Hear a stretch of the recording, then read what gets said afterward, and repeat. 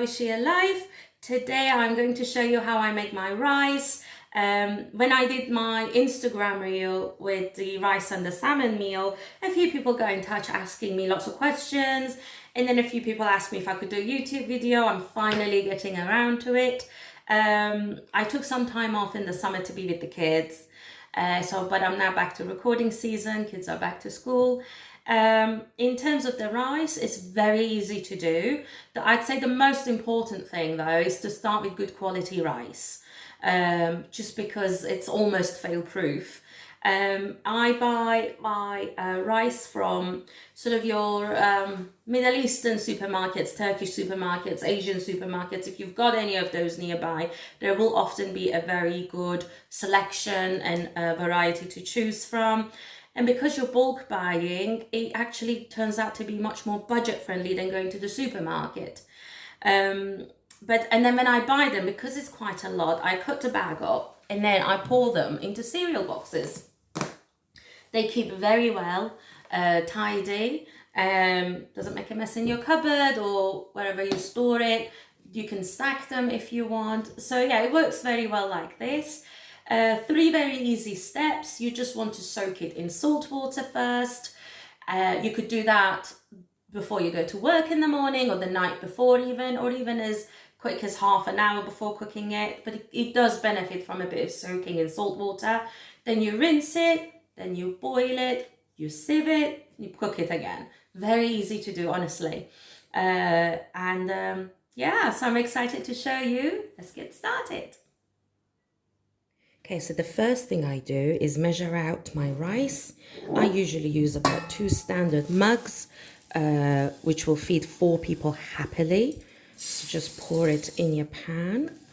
And then I'm going to give this a very good rinse, and I'll show you the next step. Okay, so I've rinsed the rice with lukewarm, you don't want it to be too cold or too hot. And then I'm going to need to marinate this or soak it in salted water, and you will be surprised by how much salt goes in this, but don't worry because it all gets washed up. So your wooden spoon, get yourself a heaped big spoon and then fill it up with water almost to the top, and you need to let this to sit in this for at least half an hour. Here you go. So I've got the salt in and the water in, giving it a good mix, gentle mix. Gonna rest it for a couple of hours, and then we'll get to rinsing it and cooking it. Okay, so I washed it, and I'm just put some warm water, very, very hot water in this, and I'm letting it come to a boil.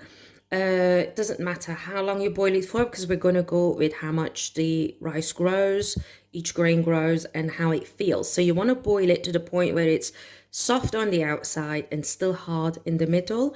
And depending on the type of rice you're using, the grains will actually grow in length as well. And at that point, this is also the time where you want to have a good colander in the sink, your sink clean, and a colander in there ready for when this comes to a boil to quickly drain it. When you drain it, you could also pour a little bit of clean cold water over it to stop the cooking process at that point. And then I will show you when we're there. One other thing I do, which is totally optional, you don't need to do this, I add a bit of saffron to my rice. The kids love it. Obviously, saffron, very expensive. So if you can see here, what I tend to do is I grind it with an electric grinder with a sugar cube. And it goes such a long way. So let me show you. So you just need a little bit of it, not a lot. Pop it in a bowl. And then pour some boiling water into it to let it brew. You need it to let it brew. And look at that color. Now, as it brews longer, it will get darker and darker and darker. And when we go to cook the rice for the next stage, I'll pour this over it and it'll be absolutely amazing. But I know saffron's expensive, so you can completely miss this step. It's not a necessary step. It's just lovely to do if you can. So another thing I went ahead and did, as well as the saffron, is I've sliced up some potatoes in sort of 1/4 inch thick. It doesn't have to be precise at all, because once we've rinsed this, and we're going to put it back in, we're going to put a layer at the bottom of the pan with these potatoes, and they get crispy and gorgeous. If you don't want to use potatoes, you could also put, instead of, you could do like a little bit of flatbread, like a tortilla bread or something like that. If you don't want to do that, you could just do the rice, and the rice will get golden and crispy and crunchy and sort of jeweled and beautiful. But you will lose obviously some of the rice. So if you're planning to do the rice, cook a little bit more to begin with. But you know, this is still boiling. It's not quite there yet. But as you can see, the grains have changed color and grown. So I'd say just a few more minutes and we'll be ready to rinse this. So there you go. Look how they've grown in size.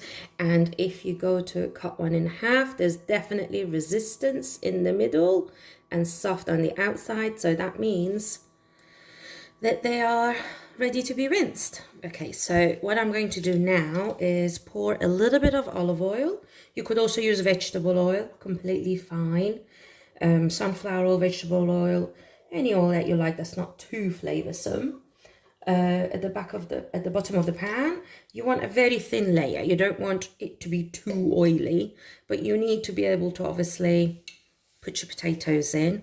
Some people like to sprinkle a little bit of salt at this point for your potatoes. I don't do that. Yeah, so just arrange them in a single layer, and then we'll go to the next bit. There you go. So I've got it all in a single layer. At this point, the heat is off. It's not perfect. It's not supposed to be perfect. Those little gaps will get some crispy rice in, which is perfect. But I'm just going to put the rice back in and I'll show you the next step. So the rice is in, and then look at this saffron. Can you see how it's changed color as it's brewed? So I'm just going to pour that over.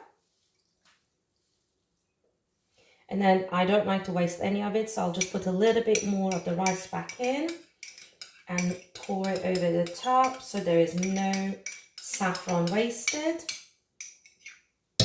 There we go. And what you want to do now is just pop the lid on, put the heat on high for about a minute or two, and after it sort of steams up nicely, put it down to medium for about 30 minutes to 40 minutes. Keep your eye on it, but do not lift the lid. This is why it's good to have a lid that's clear glass. And you'll be able to tell it'll be completely cooked through, fluffy and delicious. And then there'll be time to eat, which is, you know, the best part of the day. But yeah, I'll see you in a bit. Look at that. Look. Didn't I tell you? Foolproof. Wonderful. Time to eat. Look how gorgeous. You've got your saffron rice and your plain rice and the crunchy, crunchy, lovely potatoes. Okay, I've just served myself just a little bit to taste test, but we are going to eat dinner soon. We're going to have it with some chicken, but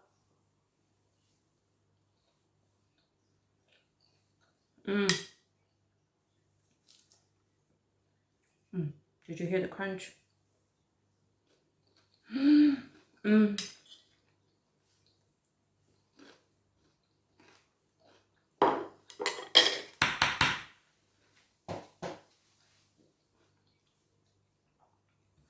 It never, ever, ever gets boring.